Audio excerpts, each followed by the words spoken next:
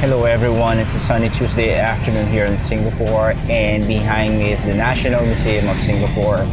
And today I'm going to talk about a topic that is a less technical. My name is Robert, I'm a content creator, and my passion is to help you become content creators.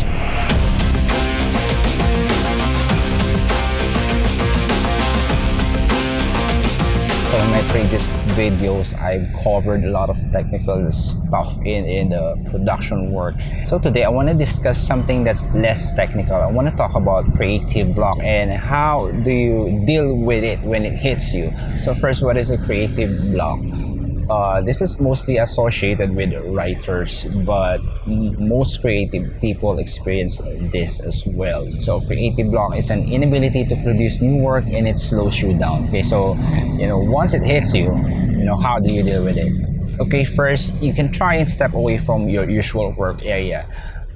You might not notice it, but working like hours and days in front of your computer, in your office, in your home office, there's a tendency that you would get bored. There's a tendency that you would reach a point in time that you don't know what to do next, and you feel like the project's not moving forward, and you feel like everything that you're doing is wrong. So once you hit that point in your life, try and step away from your usual workplace. Another way to deal with this is try to look for inspiration in the most unlikely places. You might be used to browsing the internet for hours and endless scrolling on your social media feed. But once in a while, it's also good to try to look for inspiration, in places that you don't expect. For example, you can go to the kitchen. If you're a graphic designer, go to the kitchen, go to whatever you have on the fridge, look at the layouts, look at the colors, and you would be surprised that once you get back to your creative work, there's a new set of vibe that would really push you to do something different. Just because you look away and tried finding inspiration from a different spot. Next is you can also try to do something that's completely unrelated to your craft. Let's say you're a graphic designer and you're not really good in photography. You can try and grab your phone and take photos around you. Try to take images or that has patterns, images that has interesting colors, and see where it gets you from there. It's a creative. It's not an excuse that not because you're a graphic designer you would just keep designing graphics for the rest of your life. So once in a while, try doing that's completely unrelated to your craft. Another thing which I myself usually practice is I get off the internet. You might not be aware, but the internet sometimes can be the least source of information, the least source of help for you as a creative. So similar to stepping away from your usual workplace, it's also healthy and it's also good that once in a while you get off the internet.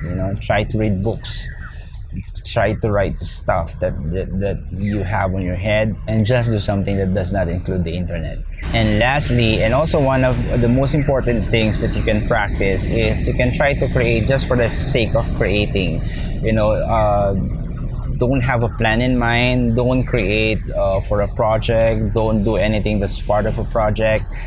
Just jump in and create, and just rekindle that child in you where you used to play with stuff, and then when you're done playing it, you just leave it in one corner and you don't really care what happens to it, but you enjoy the process of playing, you enjoy the process of creating. So once in a while, just create, for no reason at all. Create for the sake of creating, and you will be surprised with the results. So at the end of the day, it's all about not losing the element of play and fun in your work. Creative blocks is a natural occurrence. It happens naturally to every creative wherever you are in this world. Whatever work you're doing, it will hit you. So remember, once creative block hits you, just to sum it up, step away from your usual workplace, Look for inspiration in the most unlikely places. Do something that's completely unrelated to your craft. Get off the internet, and lastly, create for the sake of creating. I'm quite sure you would find ways to enjoy your work. You would find ways to refresh your mind and to get your mind clear from all the distractions. And it's just a matter of discovering what works for you. And I hope you learned something from this short video. And if you find this video helpful, please subscribe and share this to your friends. And I hope to see you on my next videos.